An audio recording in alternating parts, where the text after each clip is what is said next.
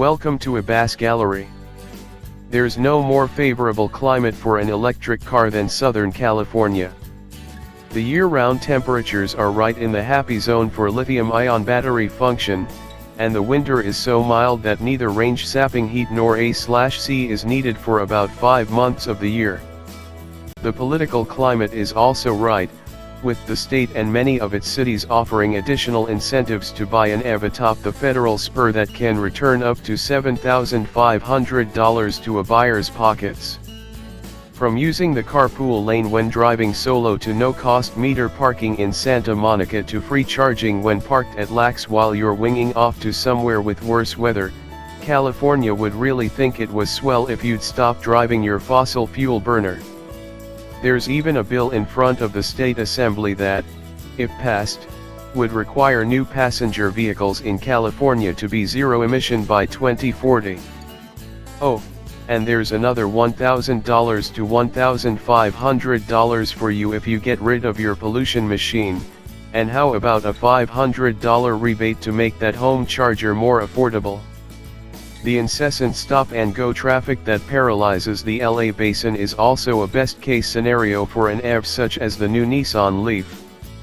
Redesigned for 2018, this Leaf looks nothing like its predecessor, a car that pegged the dorkiness meter deep into French territory.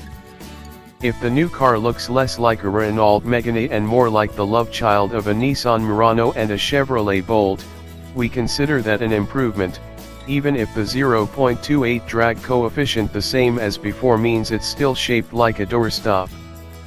Dinking along in traffic in a school of unwashed Corollas and RAV4s is made more palatable in the Leaf thanks to the near silence of the electric motor, now making 147 horsepower, up from 107. Electric motors solve two small car problems: a traditional lack of torque and the noise of a strained four-cylinder. Under the hood, where you'd expect an internal combustion engine to be, is a big metal cube that houses the power delivery module, the inverter, and the electric motor. Only 67 decibels of motor, wind, and tire noise make it into the cabin at full whack. At 70 miles per hour, a speed briefly attainable in LA, there's a luxury car grade 65 decibels. Noise problem solved. Yet even with 40 more horsepower, the Leaf's acceleration is not to be confused with that of a Tesla Model Anything.